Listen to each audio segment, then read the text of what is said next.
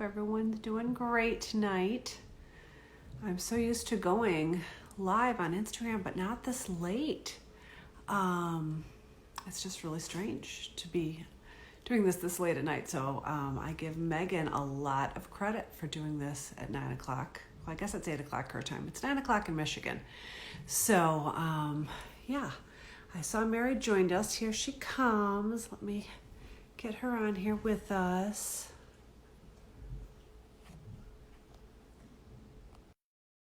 I think Mary's joining us. I think it's only 6 o'clock where she is. Hello. There she is. How are you? I'm good. How are you? Good. I was just saying, I think it's only 6 o'clock where you are, right? It is. Yes, it is. And I've had my nap, so I'm ready. Good girl. Well, you're always full of energy. I don't know if you need a nap. Huh. Oh. Yeah. Well, you fake it well for everyone Thank else. you. Thank you. And my two youngest cats are fighting, so there will be a technical challenge at any moment. Okay. Well, my kids have the 2-year-old dog who can't be trusted upstairs. So we'll see if the 2-year-old dog behaves. And the older dog, he's usually okay. So we'll see. Yeah, they have been asleep until about 5 minutes ago. Well, it's the witching hour. It's just like it is. Kids and, It whatever. is. So It is. yeah. So people keep commenting about my view. I had to show it off because usually I have no view because all I'm at is at the store these days. So right now It's gorgeous. I'm at my cottage. So this is my little hideaway, but it was 45 degrees today. So it is gorgeous. That is the first thing I noticed. I'm not going to lie. And it's gorgeous. Well, thank you. And you are on the West Coast, correct? I am in Santa Monica. I have spent a lot of time in my house over the past 6 or so weeks. Of course. I'm a little sick of it. And my lawn is, as someone said the other night, oh, it feels like a meadow. I'm not quite sure how to take that, but thank you. That's a riot. Yeah, it feels like a meadow. I'm like, okay. Oh, well, they just started letting the lawn crews work in Michigan. So okay. Maybe. I'm not clear on where we're at on that one. I was poring over the new guidelines last week for my house cleaner, but I'm still not clear where we're at on gardening. Well, even when you figure it out, it'll change. So it doesn't really matter. That's a very good point. Very, very good point. Oh, why bother? Why bother? Very good point. Well, I'm so glad you were able to join me. So thank you for that. Well, thank you for having me. I have been a fan of yours, I think, probably since maybe the week you started. Oh my God. So. And sorry I keep disappearing. I'm trying to navigate the impending wars. Great. Well, better cats than 2-year-olds, Yes. And I have the one cat who wants all of the other cats dead. And then I have the other two who love to chase each other throughout the house. Oh. They particularly enjoy doing that at 3 a.m. It's fun. Okay. Good. Well, keeps life interesting. It does. Good. Well, so as I was saying, I have been a fan of yours since the very beginning. I know that you started your blog how many years ago? I started it right after the Columbus Trade Show in 2015. Okay, yeah. So I've been watching you from the beginning. So, but tell us a little bit about your life before we all knew you as the Queen of Stitching. So I was, for a very, very long time, when I graduated from college, I worked at ad agencies for 5 years. The last 18 months was at Saatchi & Saatchi, which was Toyota's ad agency. I burned out on the agency side and went to the Volvo Design Center for about 2 years. And then I ended up at Lexus shortly after it launched, which is owned by Toyota. And then I went over the Toyota side. So most of my time was spent in marketing and planning roles at Toyota Corporate. Okay. And in 2014, they announced a consolidation of U.S. operations in Plano, Texas. And I said, thank you, but no thank you. and was among the first to leave. So I thought I needed to get a real job, and that was kind of on my mind. And I Real jobs are overrated. no, and Melissa Shirley approached me and said, would you consider writing stitch guides for me? And I was like, no, I need a real job. I said it much nicer than that, but I went on a 2.5 week trip after my last day, and by the time I got back, it was like, what the heck do I have to lose? Right. You know, A real job could be there later, right? A real job could be later. The worst thing that could, if this fails, oh well, and I'll just go find a real job. And so I gave it a go, and here I am. And so how did your relationship with Melissa start? So when did you start stitching? Go back to I started stitching sorry, let me take a step back. I to this day do not remember the physical act of learning to stitch. Really? I am confident it was my mother or my great aunt or my maternal great aunt, but I don't remember being taught. I stitched on and off in college, just basket weave with wool, and I think it took me 5 years to finish a cat pillow. I mean, it was, I had other things to do. And so my mom took me to Needlepoint Inc. And my extended family, my parents and my extended family live in the San Francisco Bay Area. My mother was like, oh, I need to take you to Needlepoint Inc. It's really amazing. And I was kind of over it by that point. And I was like, oh, sure, just to be nice. Pacify her, yes. Yeah. And, that was when I discovered, and so I walked in and saw my first ever decorative stitches. They had these metallics. There were these, they had the Melissa Shirley trees, like the 3-dimensional trees I was hooked. I came back to LA. I got out the Yellow Pages. I know there's a subset of people maybe on this who have no idea what the Yellow Pages are. Good point. Just think pre-internet. It was just how we found people pre-internet. And I started taking lessons, and I just fell in love with it. And it was a great refuge from the corporate stuff. Sure. And I had something to show for my time. And, the heirlooms. I've made stockings for several favorite cousins' kids. And I've loved Christmas ornaments from day one. Again, because it's like it has someplace to be. It's just not, it's not silly. It's not superfluous. And I just love it. And it was a great refuge. So it just kind of, I met Melissa at an Aristea trunk show, and like every other person that I've compared notes on this subject, totally fangirled and probably embarrassed myself, but I was just so excited to meet her. Okay. And it was great.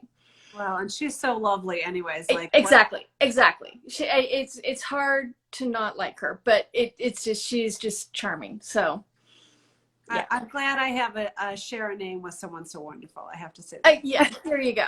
There you go. Aw. So then you breached into the whole blog writing, and what was your impetus for that?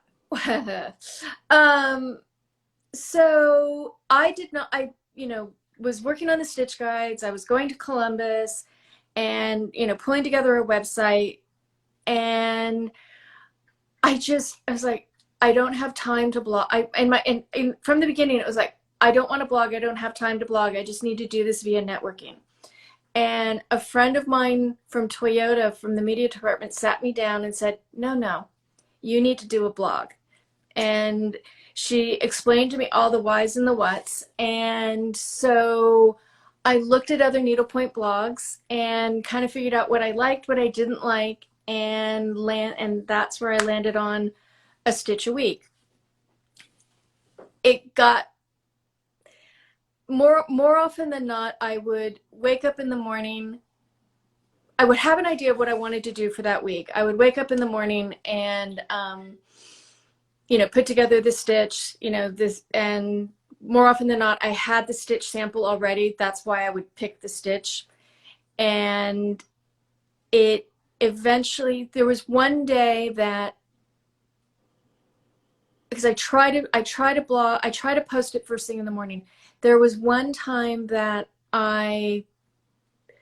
everything that could go wrong went wrong. Like the files crashed, files disappeared, things weren't saved.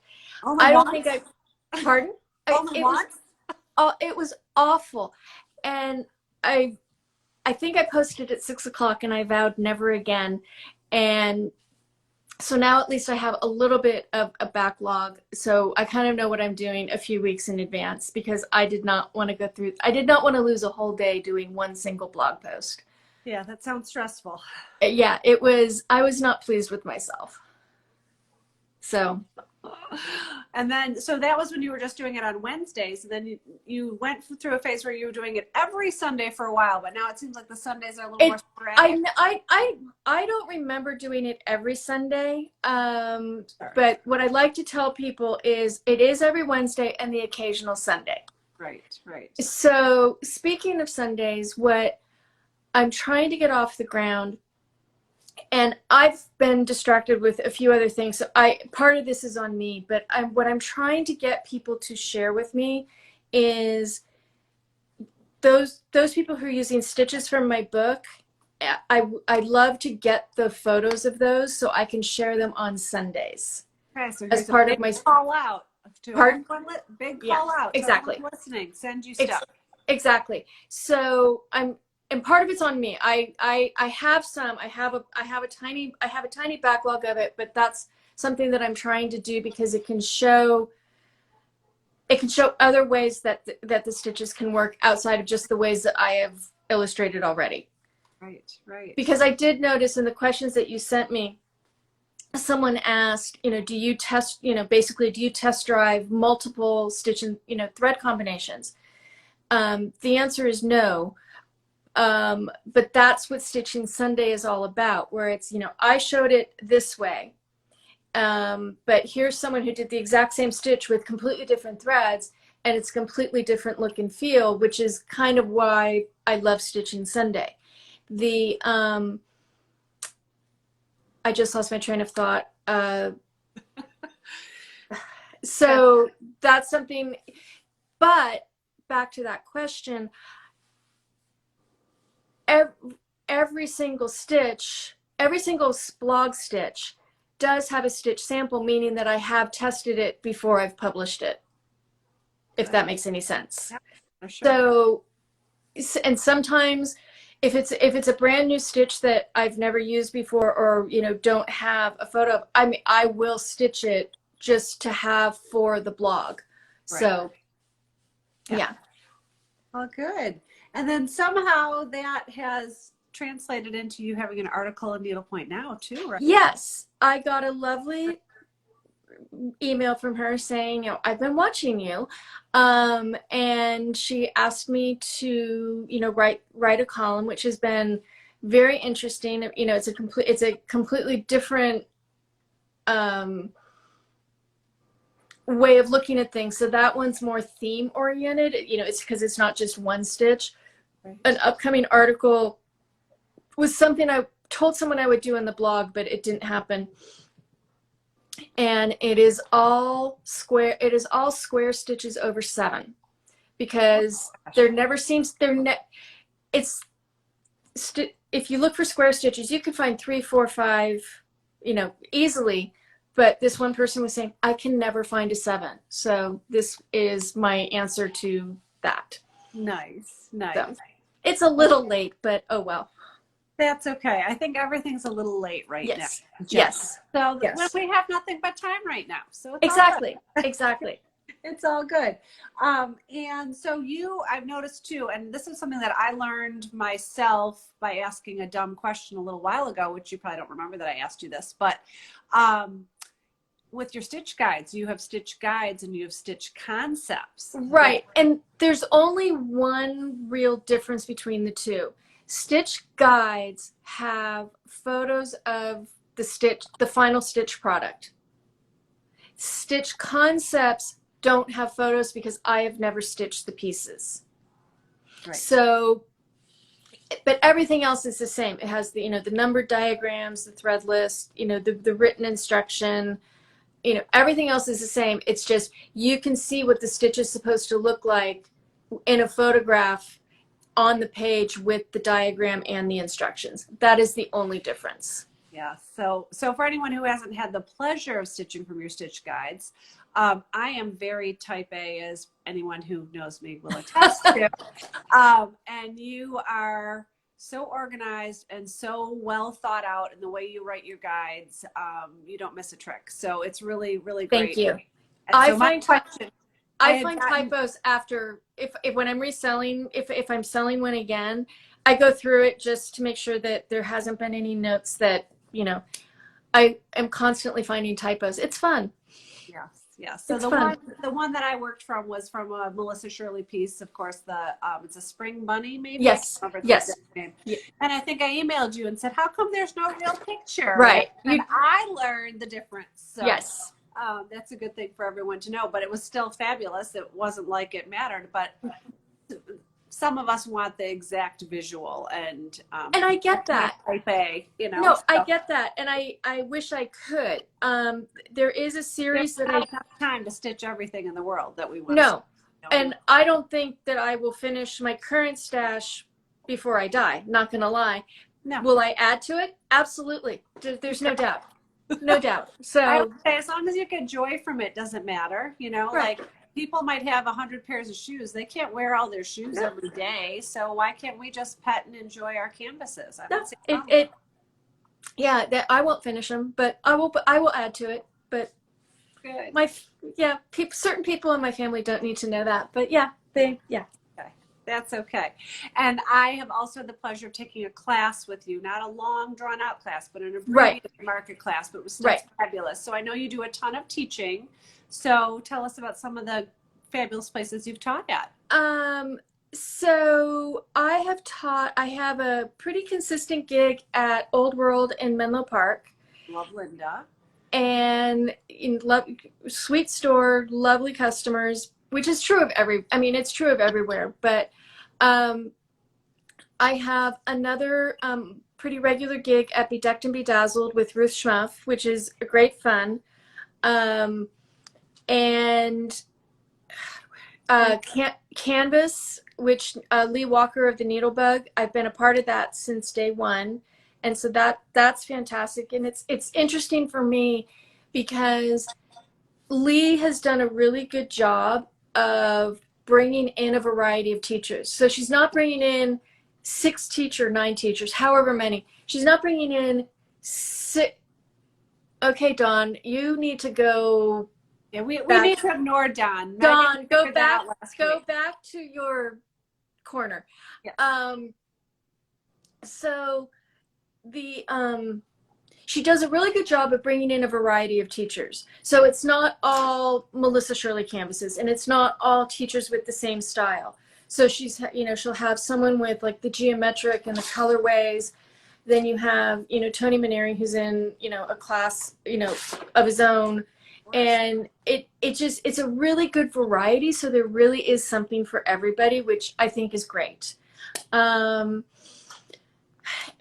I'm teaching the Aristea retreat this year in October. So that hopefully that will go off as planned. Yeah. And if it's not live, we'll figure out something. I mean, that's just something that time will tell, right? Yeah, time will tell, and we'll figure it out. And hopefully, and we are planning on it happening there, and as it traditionally has. Yes, and I saw the picture. I think I told you that I'm a July 4th baby, and as you can see, I'm a nautical person. Yes. And, that is a beautiful, beautiful piece. Oh, do you have it? I do have it. Let's and see. It has a bunch of string hanging from it, as any good needlepoint thing should. Spaghetti is part of the deal. Yes, it is. So this is... Oh, Mary, it's gorgeous. Gorgeous, gorgeous. Yeah, look, you can see the Adirondacks out from my window. I have to come. Yeah, so you have, lots of spaghetti. lots and lots of spaghetti. Oh, But that is that. Um, and is that a new release from Melissa, I presume? so it's Melissa's had a long relationship with Aristea, and that's exclusive to Aristea for the retreat, and then it'll be available to other stores after the retreat. It's fabulous. Fabulous. It's beautiful. It's really, really sweet. I've been having a good time with it. Oh, good. Very nice. I know it must be hard for you to decide what you're going to stitch. It isn't it. It's kind of dictated to me. So I'm working on that. I'm also working on. Wait, where'd it go? I brought it out here. The cats took it. No, I wouldn't put it past them, seriously. Sugar. Oh, Connie is asking, I hate to ask who's Melissa. Sorry. Oh, that's those fine. of us that fangirl all the time, Melissa Shirley is an I outstanding. will be right back. I'm going to find this. You go. I'll chat, I guess. Yeah, so Melissa Shirley is an outstanding designer who's been around for a very long time. And she was one of the first people that really kind of, I guess, discovered Mary's talent. So, yeah, that's what that's all about. So, hopefully she'll find her canvas soon, because I know you all came to hear Mary talk and not me. So I had it in my hand. that's okay. Okay, I will keep an eye open for it because I know it's got to be around here somewhere. So I looked at the questions that you sent me up front. Gigi, don't. Oh, yeah. We can cover those. Okay. We need to talk about your book though first. We will. I'll get to that. I will get to that because there was one that I thought was particularly interesting. So someone asked about what stitches should I do after basket weave, and it was pardon? That was Caitlin. Hi, Caitlin. So I actually thought I thought that was to be an easy question, and it is and it isn't. It really depends on your taste. But I will be honest with you, as I was learning stitches at Aristea back in the 90s, there are some stitches that look more complicated than they are, and they are actually really easy. So for me, some of the stitches after basket weave that just kind of expanded my horizons in great ways are simple layered stitches. So I call them tramé, and good examples would be on page 96 through 98 in my book. It is amazing how much you can do with just straight stitches. And so can I show that page in your book so people know? Sure. Because I have it right here. I usually always do. So there you go. Yeah, a long stitch that kind of has, like, I call them tie down stitches. I don't know what you call them, but yeah. You go ahead. But I wanted to give people a visual aid. Okay, could you also turn to page 140? I can. I feel like Thank you. Carol Merrill. This is great. For those of you who are not old enough to know who Carol Merrill is, it was a game show back in the day. Here we go. That's not the one I'm looking for. Give me 1 second. 40. Oh, I said 140. Yeah, 140. Okay, then I wrote down the wrong number. Give me 1 second. Okay, no problem. I will find it.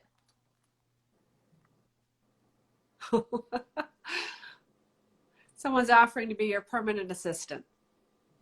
Is she allergic to cats? I don't know. She says she's just graduated, so. Oh. Oh. Okay. Evidently, when I wrote down 140, I meant 260. Well, I can see the confusion. I'm not quite sure how I did that. Okay. So here's a trifecta stitch. You're ahead of me. Now you're making me look bad. I can't do my job.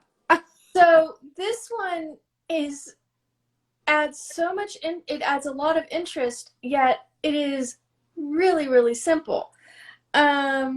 Elongated X's from pages 156 to 161 are again, easy stitches that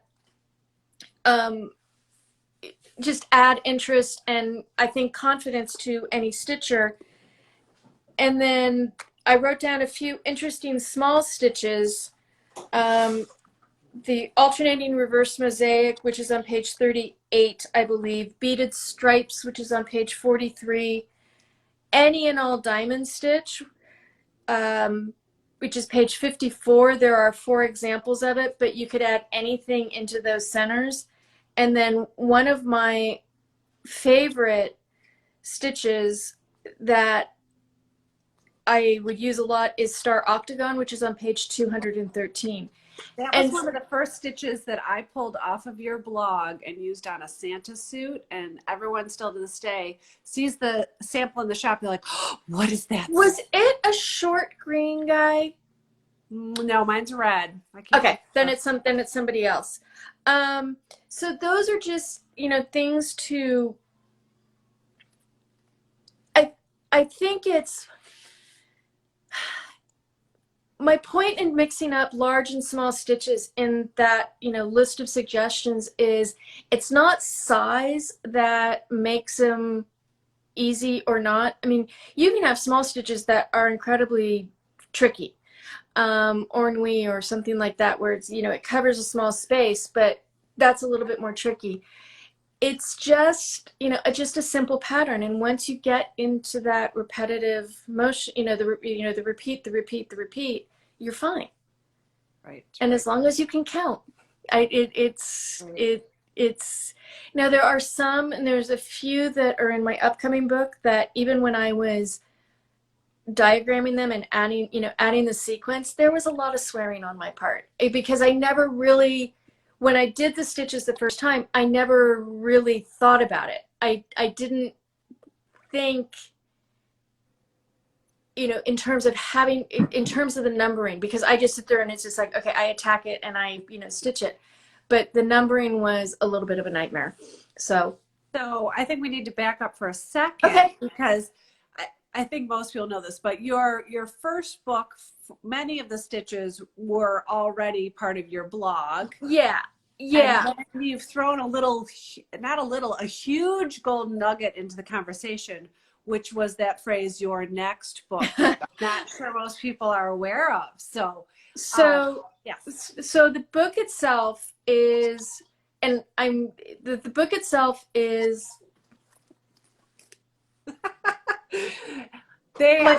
my finest Carol Merrill swoosh. So the book is a subset of my blog posts, plus some new material that has never been seen, and most of it's from Stitch Guides or Stitch Concepts, or something like that. Now, the difference is, in the blog, the stitches are not numbered. I don't have that band. You know, when I'm pushing out a stitch a week, I don't have the bandwidth to number them. So, and especially in the beginning. So the blog is not numbered, but the book is. So I would say, and I'm doing it sequentially in, you know, in upcoming volumes. So I would say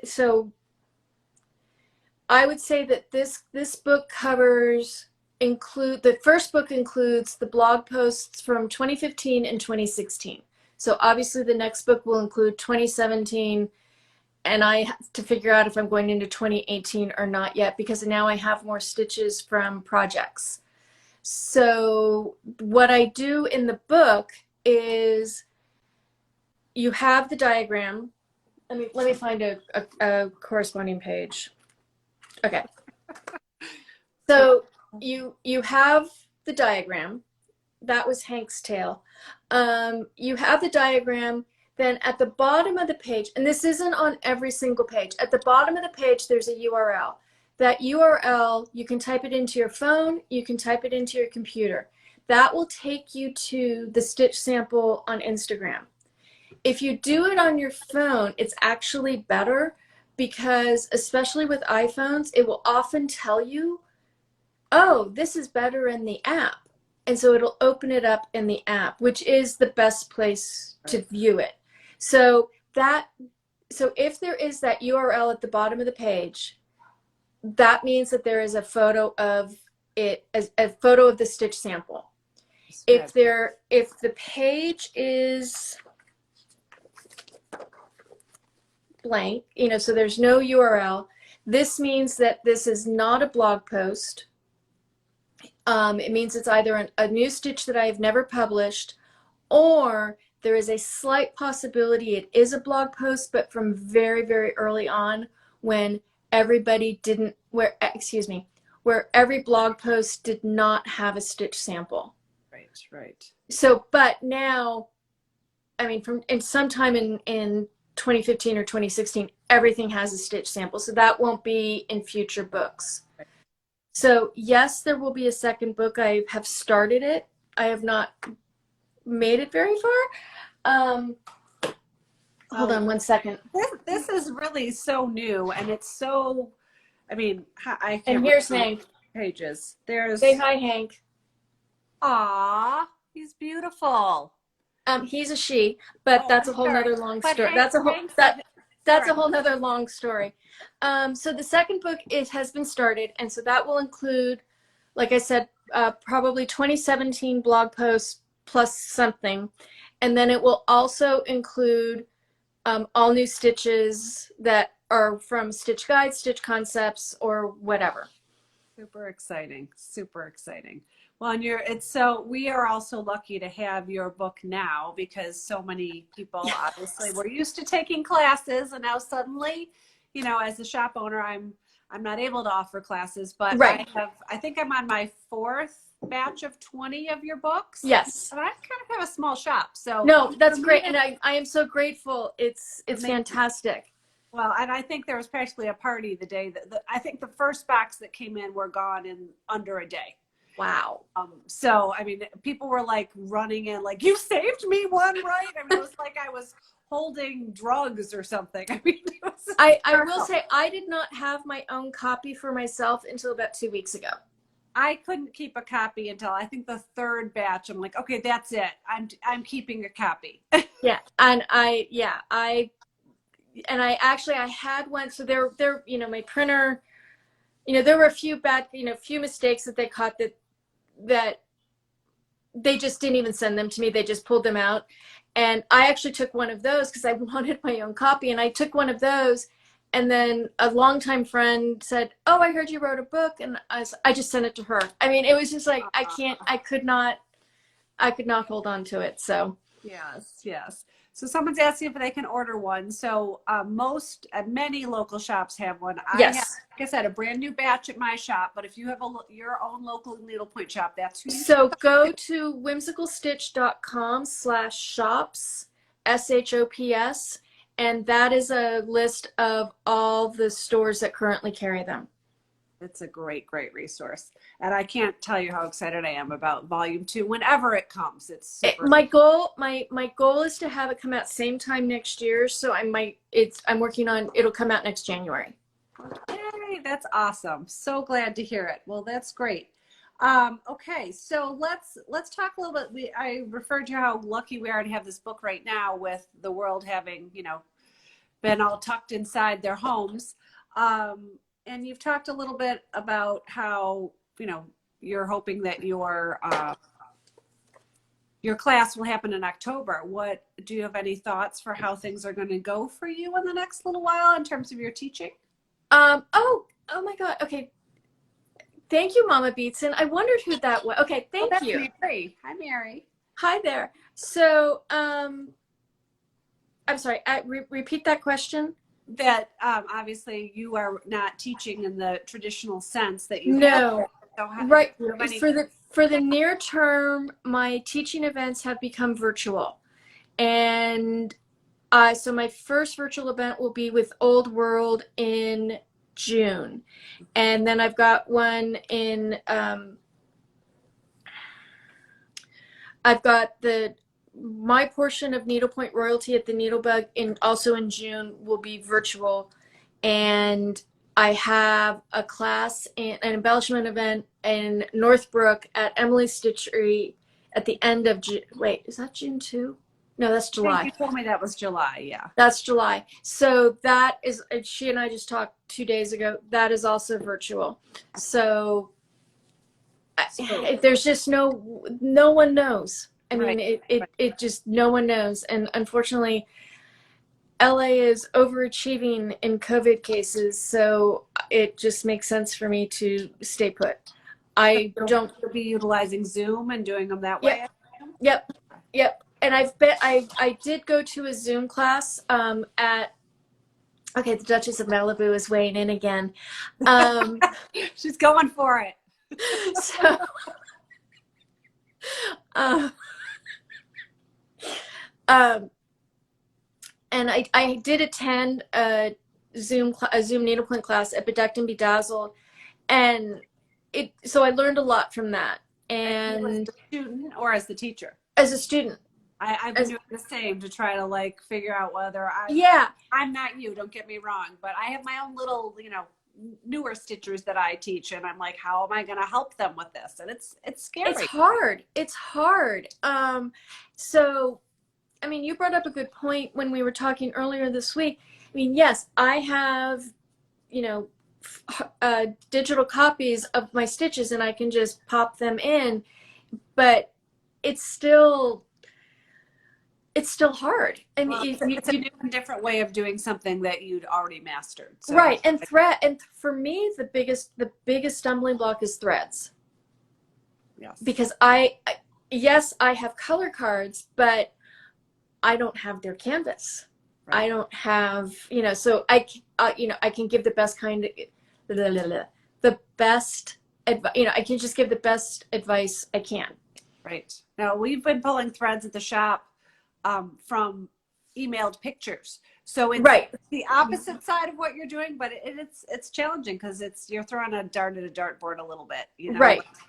I want to answer a question that I can actually read, and which is why I keep going like this, because I know. Hello, I'm blind. So Lynn, to answer your question, they are kind of advertising it already. I recommend that you call the store and talk to Sue for all of the information. That's 310-260-6330. There you go. You got those numbers down. Yeah. Good. So I wish you luck with that, because I think the transition to a virtual class is challenging, but you have done so well at everything else you've done. Thank you. I think it'll be interesting. I actually think that because I know that this is not an inexpensive sport. I mean, it's actually, if we can do more virtual, I think we can actually reach more people because we don't have to factor in travel costs and all of those other things. And working with stashes. I mean, I think that there's potential there. So it could be good. I mean, it could be good. Yes, well, as I said, I'm taking a class with another national teacher right now. That wouldn't be possible. Right, exactly. So it's a huge silver lining for me because I work so much, I can't take off and go somewhere for 5 days on a whim as much as I would love to. It's just not realistic. So I totally understand. Yeah. Totally understand. I'm a little sick of my house. I would love to get out of my house, but that's another story that, no, but it's true. I think I will be available to more people this way. Well, we're excited about that. And I know there were a few other viewer questions that were asked. We covered Caitlin's question. Berkeley asked, where do you get your ideas for stitches? Sometimes I have a bunch of books as most of us do. And a lot of times I will be looking at a stitch, especially with composite stitches. And for those of you who don't know what a composite stitch is, it combines a bunch of different elements in a unique way. Because, let me find. Your star octagon stitch is one of the first ones that I probably did that were like 3D. So this is a composite stitch. It combines, so it has the 3x3 square, which is known as a Scotch stitch. It has some straight elements. It has upright tied crosses. Um, so this just combines a bunch of different and unique patterns together that otherwise might not be together. Usually you might just see I call these beetles. Right. So you just might have the beetles, or you just might have the squares, or you just might have the upright tied crosses. So they're all together. And this is a little complex, but a lot of times I'll see something complex like this in a different composite stitch. And I'll be like, that's way too much. And I'll just take out one or two elements, and then I have something completely different. I also troll. I have a favorite homemade decorative tile place. Oh, interesting. Because they're just squares that fit together, creating a pattern. So it's just like the repeated element of needlepoint. Right.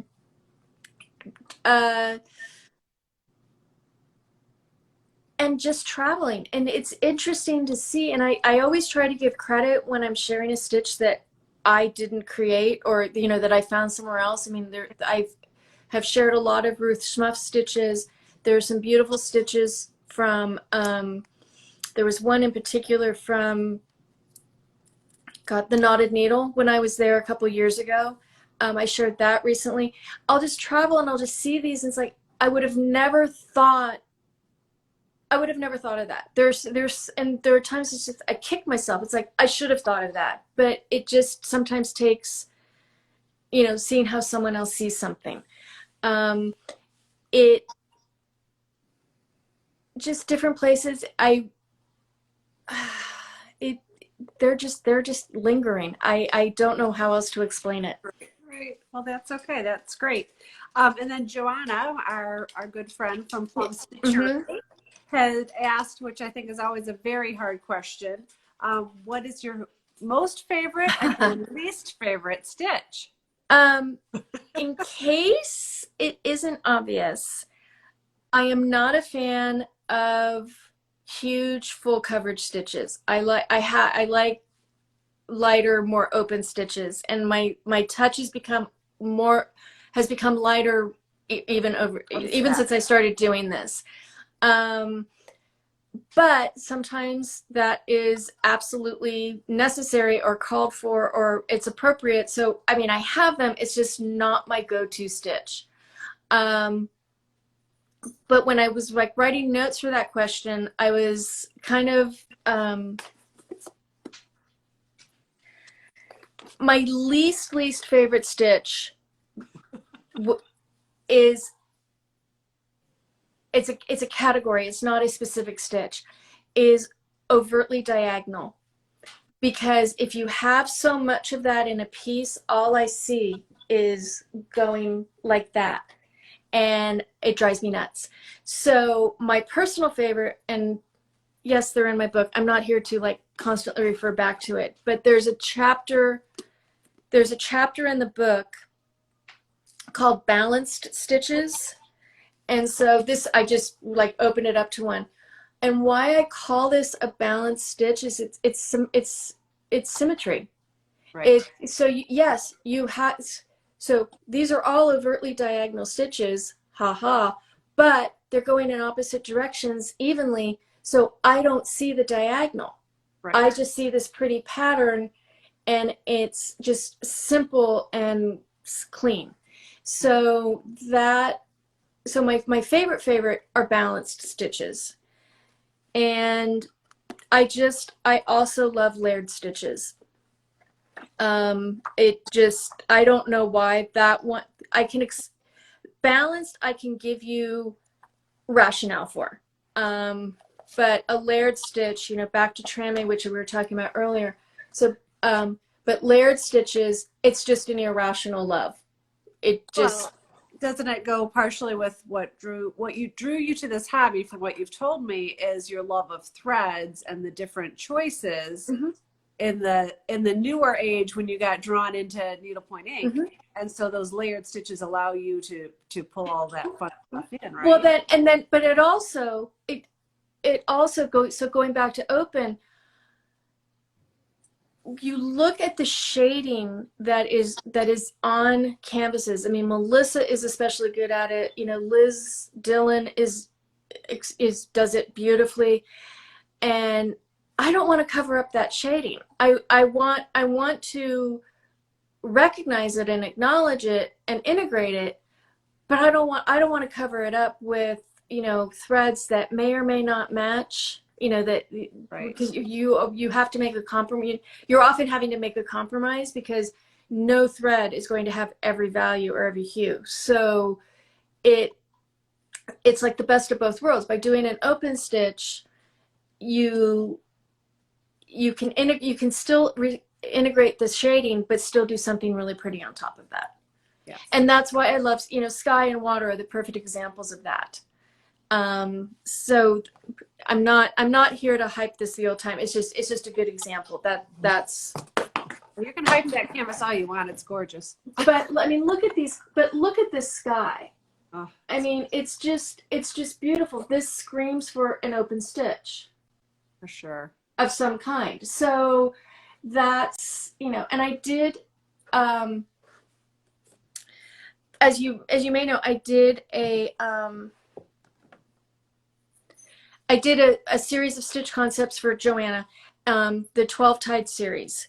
Oh, And that was a ton of open work because, especially in the backgrounds, because you want the eye to go to the object. So whether it's the partridge or the 5 gold rings or, you know, whatever that is, you don't want your eye to go to the background. You want your eye to go to the part of the song that is on the ornament.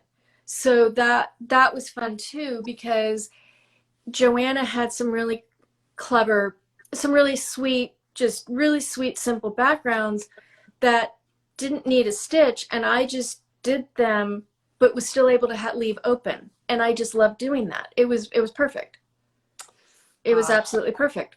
And they are beautiful. Well, good. Well, I think we've covered all the reader questions. And one of the secrets of Instagram you don't know is they throw us off after 60 minutes. So we're getting dangerously close. Oh, okay. So, yes, I don't want to abruptly lose you because that's happened to me before. Okay. So anyway, but I want to thank you so much for spending time with us. And we love your book. We love everything you do. Thank you. Thank you very much. And if any of your fans want to watch this later on, I will be uploading this to YouTube tomorrow. So the Pointing It Out podcast is on YouTube, and I noticed you followed us today on YouTube. So thank you, or subscribe to us. I got to get my terminology right. So if anyone wants to make sure they don't miss future episodes or want to go back and rewatch this because they want to write down some of your things, because I was dying to take notes because back to my type A, but I decided taking notes right now probably wasn't appropriate. So I'm going to go back and rewatch it and take notes. So I may not, because I can't stand to see myself or hear myself. So I may not watch it.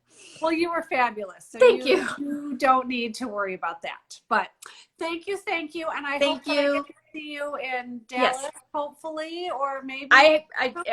Have you heard? Are there dates? We have dates, but it all depends. So I think it's I should know the date offhand. Second weekend in September, I think. Okay. So we'll hope. But you have a great night and take care of yourself. Okay. So appreciate you. Okay, thank you. Thanks, bye, everybody. Bye-bye.